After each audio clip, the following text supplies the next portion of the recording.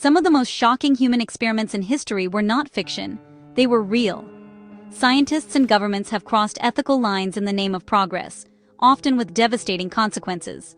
In this video, we reveal the most dangerous experiments ever done on humans, stories that are as real as they are disturbing. These are not tales of monsters, but of people driven by a desire for knowledge or power that eclipsed morality. The events we'll uncover are unsettling reminders of how easily ethics can be abandoned. Let's begin our journey into the darkest corners of scientific history.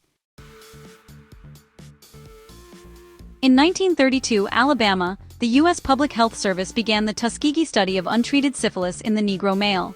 600 poor African American men were recruited, 399 with syphilis, 201 without. They were promised free healthcare, meals, and burial insurance, but never told they had syphilis.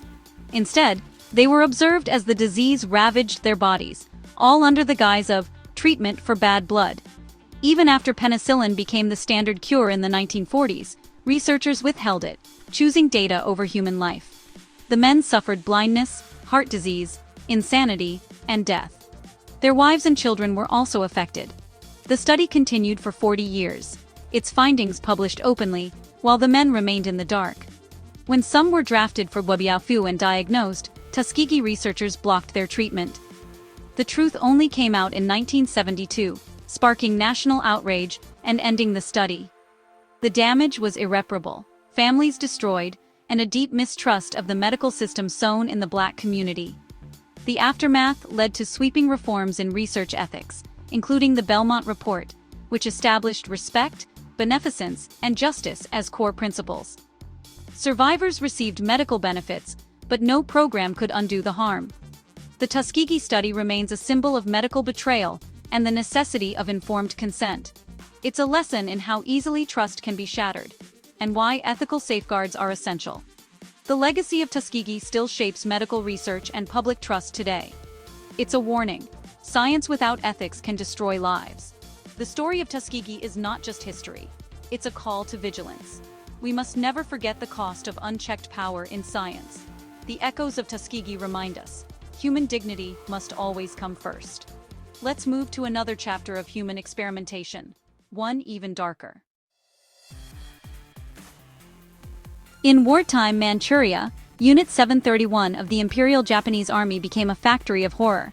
Prisoners, Chinese, Koreans, Russians, and Allied POWs, were stripped of identity and called logs.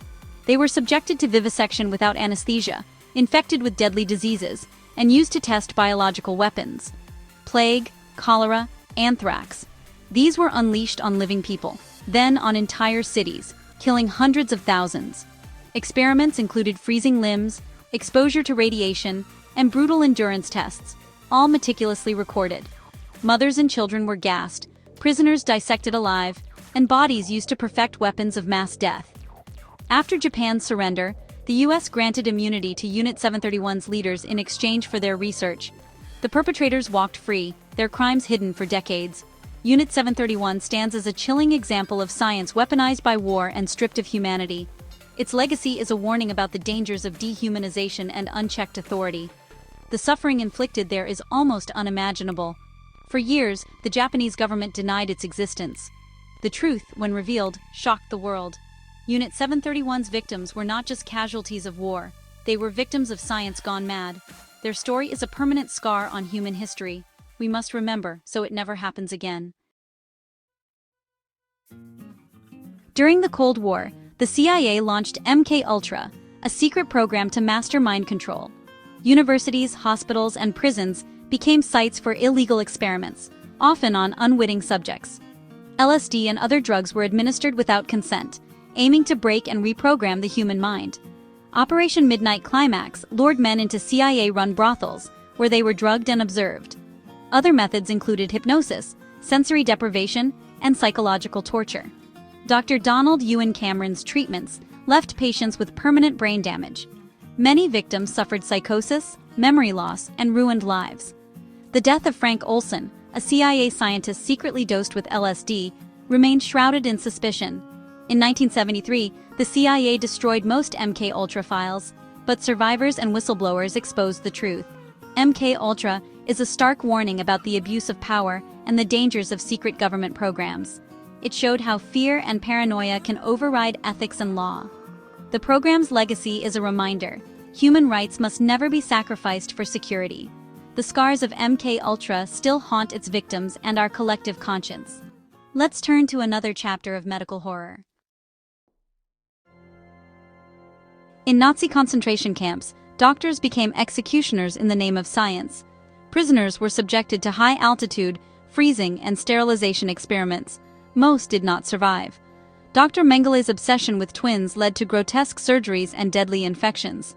Victims were injected with diseases, exposed to poisons, and mutilated in the pursuit of racial purity. These experiments were state-sponsored, systematic, and driven by Nazi ideology. The doctors saw their work as service to the Reich, not murder. After the war, the Nuremberg trials exposed these atrocities to the world. The doctors' trial led to the Nuremberg Code, establishing informed consent as a cornerstone of ethical research. The suffering of the victims forced the world to confront the dark side of science. The Nuremberg Code remains a vital safeguard against future abuses. The legacy of Nazi experiments is a warning. Science without ethics is a weapon. The victims' pain shaped the rules that protect us today. We must never forget the cost of these lessons. The horrors of the camps are a permanent reminder of what happens when humanity is abandoned. The Nuremberg Code was written in blood. Let's examine one final experiment. One that took place not in war, but in a university basement.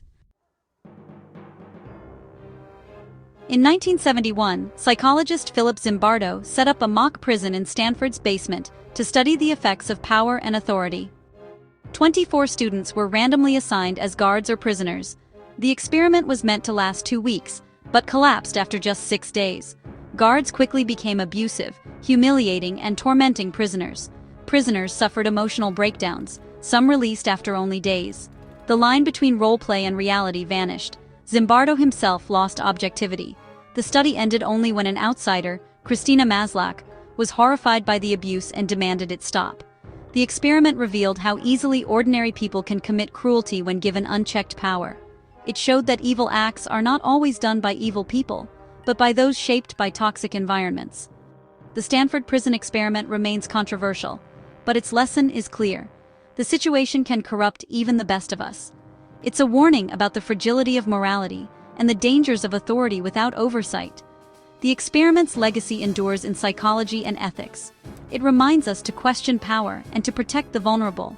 The line between good and evil is thinner than we think. Even in peace, the potential for abuse is always present. The Stanford prison experiment is a call to vigilance. Let's reflect on what we've learned. These stories are not just history, they are warnings about power, ethics, and the human capacity for cruelty. From Tuskegee to Unit 731, MK Nazi camps, and Stanford, the lesson is clear: dehumanization leads to disaster. These experiments force the world to create ethical codes like the Nuremberg Code and Belmont Report. The pursuit of knowledge must always be guided by compassion and respect for human dignity. We must remember these dark chapters to ensure they are never repeated. If this video made you rethink history and ethics, like and subscribe for more. Sometimes the most dangerous experiments are the ones we do to each other.